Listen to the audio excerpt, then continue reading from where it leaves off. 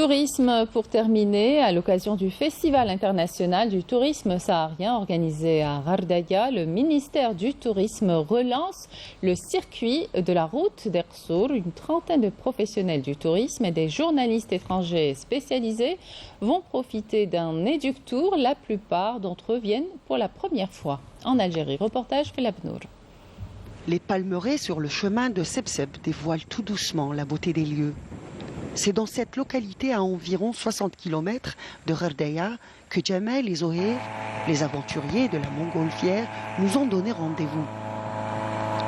Il faut dire qu'Ahmed le caméraman s'imaginait déjà dans les airs avec des images spectaculaires avant de déchanter. Trop de vent pour ce genre d'exercice.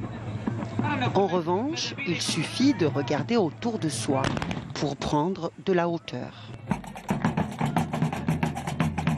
Le ministère a programmé un éductour qui va faire plusieurs villes sur la lancée de la relance du programme La route d'Ersour.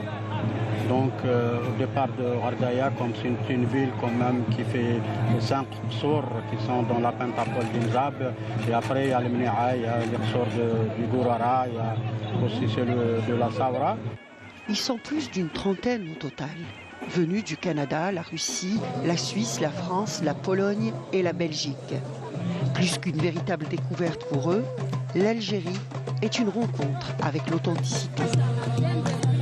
Alors pour moi c'est une première l'Algérie, j'étais jamais venu ici et c'est vraiment une opportunité en or parce que grâce à ce voyage j'ai l'occasion de voir des choses authentiques, traditionnelles, culturelles et en tant que producteur et présentateur d'une émission de télévision de découverte et de voyage, on recherche ça, on recherche l'authenticité, on recherche les sourires que les gens peuvent avoir. Ici il y a énormément de monde, de villageois qui sont venus découvrir ce qu'est la fantasia, découvrir aussi les traditions culinaires. Pour nous c'était vraiment un grand plaisir, une fierté et un honneur. Beaucoup d'émotions, vraiment. Je ne m'attendais pas du tout à ça.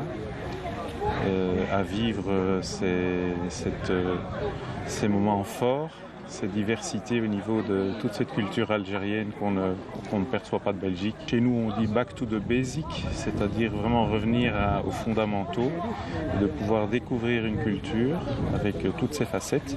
Et c'est ça aujourd'hui dans le tourisme qu'on recherche. À mon avis, c'est une excellente destination pour les touristes polonais, d'autant que ses habitants sont très accueillants et amicaux. Un potentiel, des atouts, il est clair que la destination Algérie fascine de plus en plus et promet une saison exceptionnelle selon les experts.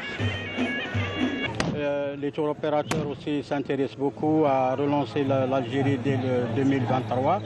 Ce qui est certain, c'est qu'il y a un intérêt très fort. Donc on se prépare déjà à recevoir beaucoup de groupes de beaucoup de pays.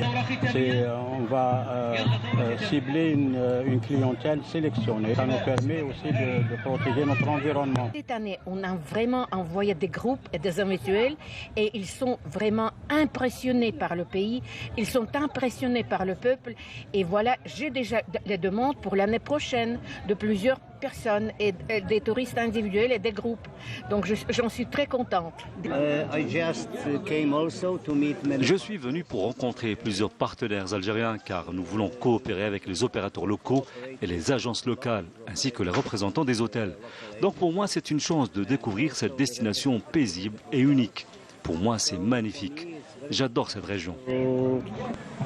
Et pour en savoir plus, sachez que le ministère du Tourisme a procédé au cours de l'année 2022 au lancement d'un portail électronique circuit touristique en Algérie.